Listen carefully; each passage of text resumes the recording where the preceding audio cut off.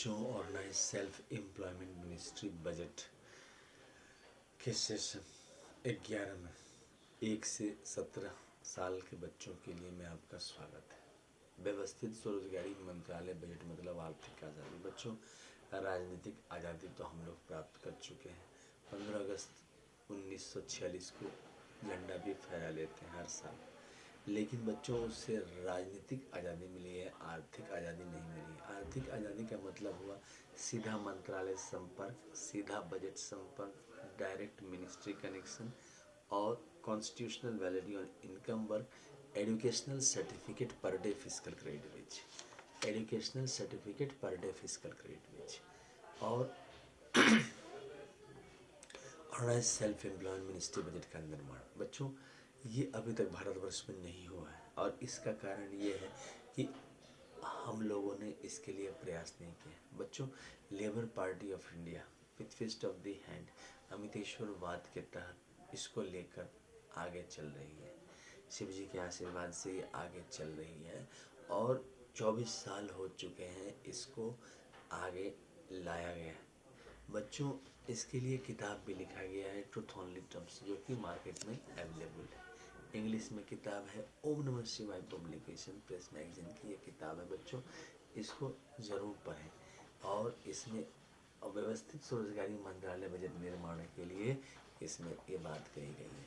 बच्चों, इसके अलावा इसमें जो मंदिर डॉक्यूमेंट्स हैं उसको 6 राष्ट्रपति भवन कहते हैं। शिव पार्वती वेलफेयर भवन, विष्णु लक्ष्मी राम सीता कि Krishna Radha Amit Abhilasha, Brahma Saraswati law education, Adi Shakti Jagdamba family, each united god and goddess और Hindu government test plus 6 minorities के भी हैं, पारसी, जैन, बौद्ध, सिख, मुस्लिम, क्रिश्चियन। 12 राष्ट्रपति भवन जैसे ही दस्तावेज ऑफिस में रखे जाते हैं इसको 12 राष्ट्रपति भवन कहे जाते हैं और हम सब इनके पुत्र पुत्री बन जाते हैं। और मिनिमम हम लोगों को जैसे सैलरी 25,000 और मैक्सिमम 1,50,000 तक आने लगता है, क्योंकि जैसे जैसे हम डिग्री प्राप्त करते हैं वैसे वैसे। इसके यूनाइटेड 6 पार्ट की किताब है जो इंग्लिश में है, ओम नमः शिवाय पब्लिकेशन के अमितेश्वर झा द्वारा लिखा, अमित कुमार झा द्वारा लिखा। इसके जरिए ऑर्गेनाइज सेल्फ एम्प्लॉयमेंट मिनिस्ट्री बनाई जाती है, आर्थिक अधिकार मिलता है।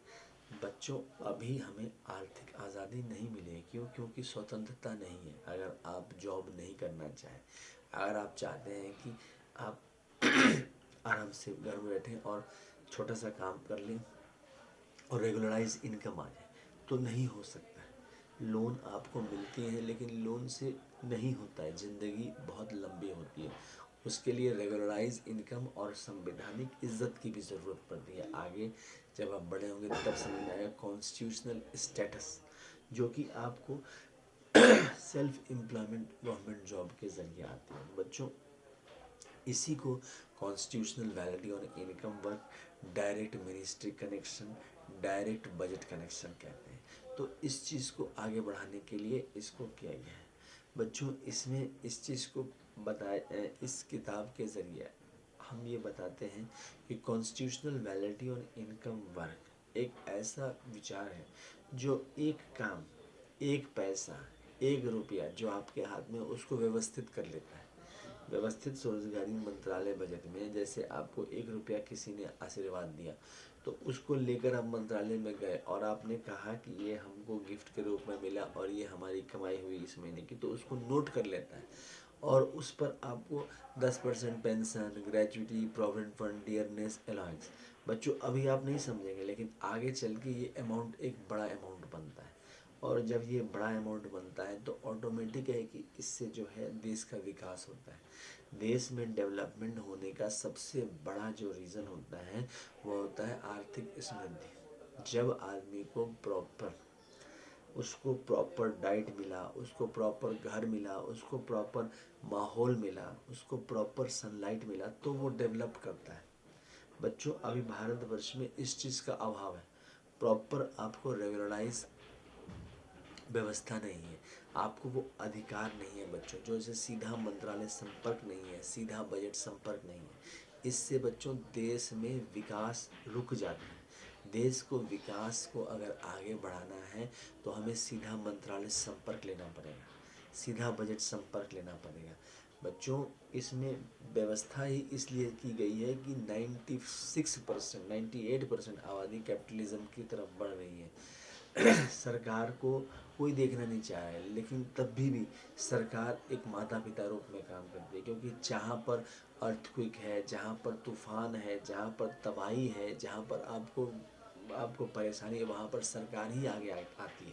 तो ऐसे स्थिति में रेगुलराइज इनकम सरकार के तरफ से किया जा रहा है, जिसको आर्थिक आज़ादी कहा जाता है। और Labour party of India fist of the hand के साथ इस चीज़ को कार्य कर रही है, लगन के साथ पिछले 24 साल से काम कर रही है। तो इसके लिए ही हम लोग जो है इस चीज़ को प्रचार प्रसार कर रहे हैं। तो बच्चों, आप जब बढ़ेंगे तो आप इसको समझेंगे कि कैसे जैसे जैसे राजनीतिक आज़ादी के लिए लड़ाई लड़ी गई, ठीक इसी प्रकार से अमितवाद में व्यवस्थित स्वरोजगारी मंत्रालय बजटवाद में जो है आर्थिक आज़ादी के लिए हम लोग प्रयासरत हैं।